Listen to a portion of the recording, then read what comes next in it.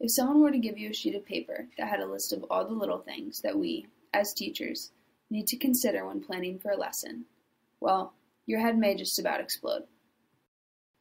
Content, goals, objectives, materials, timing, state standards, organization, activities, assessments, and we can't forget those shining little stars that make up the main purpose of why past, future, and current educators choose to do what they do, the students.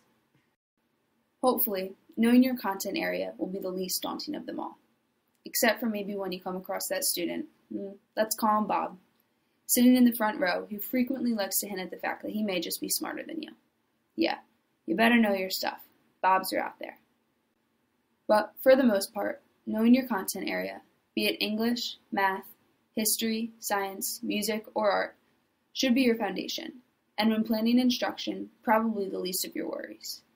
And really, the students, yep, even the Bobs, should be the driving force in all of your planning, and the one thing out of that entire list that lights a little spark inside of us.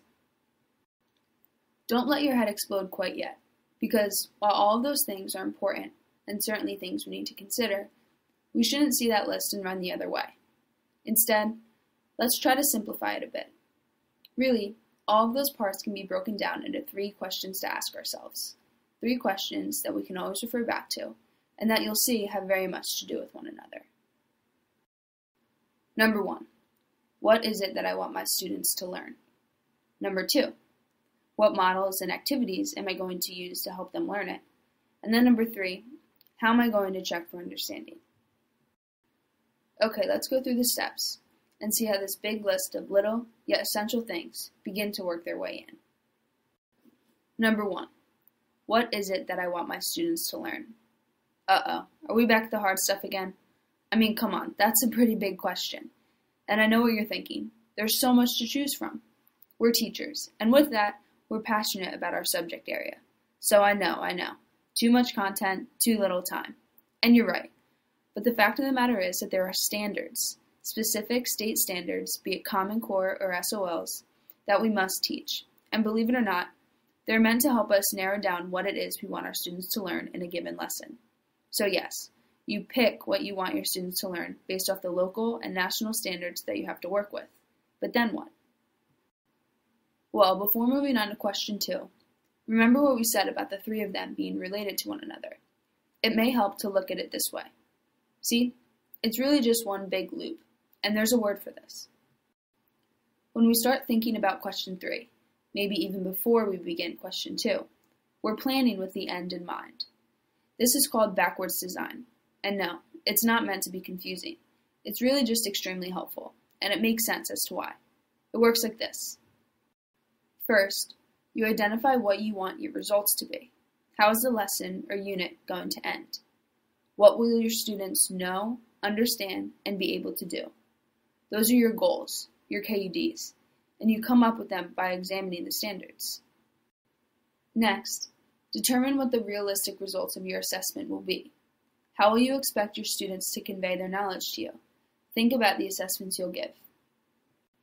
Then you start planning instruction. How are students going to achieve the goals you have set out for them? What materials will you use? And what activities and/or models will you use to engage them? I know, there were a lot of words from that first big list that I snuck in there, right? But see how nicely they fit? Through backward design, you may just find that answering question 2 is a lot easier. Let's go over some of those words, because while they're not supposed to overwhelm you, they are not meant to be skimmed over either. Your goals, your objectives, call them KUDs. These are extremely important because they help establish a sense of direction right away and sort of guides the learning process. It lets you communicate with your students about the things they will learn and, more importantly, where they're headed. The Ks, your know objectives. These will be the goals that give students the vocabulary or specific details of the content you're addressing. The understand objectives are your broad, big ideas. These goals will be the most abstract, but are important for students' overall understanding of the content. Your Ds, the do objectives, will be the most concrete. These are the goals you have for your students that will result from instruction. You'll be able to observe and measure them. Created using Powtoon.